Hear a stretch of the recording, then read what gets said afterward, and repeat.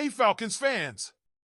Coming in with the latest news just for you, we have reports and analysis to discuss today, so without further ado, hit that like button, and if you're new here, subscribe and I'll keep you well informed. Alright, let's talk Falcons football and break down everything you need to know. First, let's cover the Falcons' Thanksgiving injury report.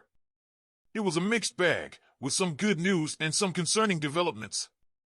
Starting with the positive, several players showed significant improvement. Darnell Mooney, D. Alford, and Troy Anderson all logged full practices after being limited earlier in the week. Additionally, Kevin King, J.D. Bertrand, K.C. Washington, and Charlie Warner also practiced fully, marking important steps in their recovery from concussion protocol. That's a lot of movement in the right direction, especially with Anderson and King adding much-needed depth to the defense. But here's where things get tricky. Drake London, our star wide receiver, first appeared on the injury report with a hip issue. That raises some red flags, as his production is crucial to the Falcons' passing game. And it doesn't stop there. Kicker Younghoe Koo was also limited with a right hip injury. As one of the most reliable legs in the league, his status is something to watch closely. Finally, Chris Lindstrom, a rock on the offensive line, is dealing with a knee injury, which could complicate the Falcons' game plan ahead of their matchup with Denver. We'll keep an eye on these developments throughout the week, but these injuries could have a big impact as Atlanta battles for playoff positioning. Let's shift gears and talk about the defense. When the Falcons opened their wallets this offseason to bring in veterans like Matthew Judon, Justin Simmons, and others, expectations were sky high. But as we leave the bye week behind, it's time to ask the tough question: have these acquisitions paid off? When the Falcons traded a third-round pick for Judon, fans were thrilled. This was a proven pass rusher who could help revitalize Atlanta's lackluster pass rush. Unfortunately, the results have been underwhelming. Judon leads the team with 3 sacks, but that stat alone doesn't tell the full story. His pass rush win rate is 11th on the team, and he's tied for the most defensive penalties. Simply put, he hasn't been the game-changer Atlanta hoped for. Coach Raheem Morris has acknowledged that the defensive scheme hasn't done Judon any favors, but at 32, it's fair to wonder if age and injuries have caught up with him. The addition of Simmons felt like a dream come true for Falcons fans. Known for his leadership and playmaking ability, he was supposed to stabilize the secondary. While Simmons has delivered some memorable moments, like his interception against Patrick Mahomes, his missed tackle rate and yards allowed in coverage have been glaring issues. To be fair, Simmons hasn't been bad. He's been serviceable, but the Falcons were expecting more than just average play from one of their marquee signings. Other defensive additions. James Smith-Williams has been solid when healthy, offering versatility and run-stopping ability.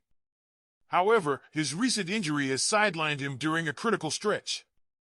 Kevin King, returning to football after a long hiatus, has been a reliable special teams contributor but struggled in coverage before his injury. Eddie Goldman has finally started to find his groove as a run-stuffer, providing valuable support on early downs. While there have been bright spots, the overall performance of Atlanta's defensive acquisitions has been a letdown. The unit's lack of aggression and inability to make impact plays have been major concerns all season. Despite the defensive struggles, the Falcons find themselves in a strong position. At 6-5, they lead the NFC South and control their own playoff destiny. But the road ahead won't be easy. Atlanta needs to get healthy, and fast, as they gear up for key matchups, starting with the Denver Broncos this Sunday. Denver, fresh off an impressive win streak, won't be a pushover. Atlanta must lean on its offense, particularly the dynamic duo of Bijan Robinson and Drake London, if healthy, to carry the load. Defensively, the team needs veterans like Judon and Simmons to step up and deliver in these final 6 games. All right, Falcons fans, now it's your turn. What do you think about the state of the team? Can the defense turn things around and help Atlanta make a deep playoff run? Are you concerned about the injuries to Drake London and Younghoe Koo? And how do you feel about the performance of our offseason acquisitions like Judon and Simmons? Drop your thoughts in the comments below. Now the story is a little different, and it shows just how multidimensional our QB1, Kirk Cousins, really is. Sure, he's leading the Atlanta Falcons offense this season, but did you know he's also a musical theater enthusiast? Yes, you heard that right. Our guy Kirk isn't just leading the pack. He's got a penchant for Broadway hits, specifically the iconic musical Wicked. At a press conference this week, Cousins gave us a peek into his post-off week activities. And it wasn't just game movies and playbooks. No, he took a break to relive one of his favorite pastimes. I saw the movie Wicked recently, Cousins said, beaming like a kid on Christmas morning. I sang the songs in high school choir, then I saw the musical in college. This time, I took my kids to the movies. They're singing the songs all the time now. But wait, it gets better. When asked about the growing debate over whether fans should sing along during screenings, Kirk dropped this gem. Well, what I was doing at the movies was singing along, he admitted. I was kind of waiting for my wife to nudge me to stop, but when Elphaba starts The Wizard or Defying Gravity, it's hard not to join in. That's right, Falcons fans, our quarterback wasn't just watching Wicked. He was belting out the hits in the theater. The Falcons' social media team seized on this golden moment, sharing it with a cheeky caption referencing Wicked's viral fame. It's moments like these that make Cousins such a relatable and likable leader.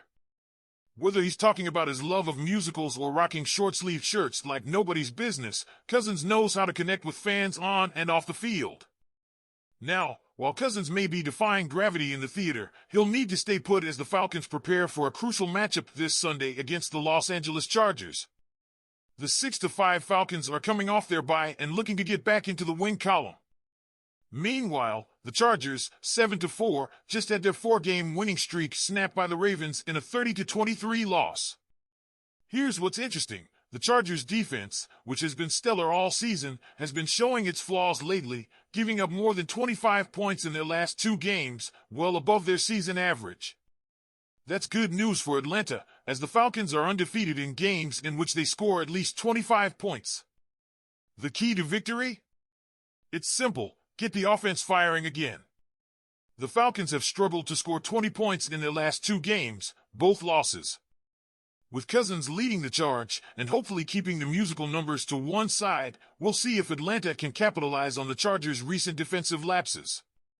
All right, Falcons fans, now we want to hear from you. What do you think about Kirk Cousins' love of Wicked? Should we have him perform a halftime show? Can the Falcons' offense bounce back this week against the Chargers? Do you think this matchup will define our playoff hopes? Leave your thoughts in the comments below. We'd love to hear from you. And before you go, be sure to like this video and subscribe to the channel. We've got plenty more exciting Falcons content coming your way. Thanks for tuning in, and as always, go Falcons!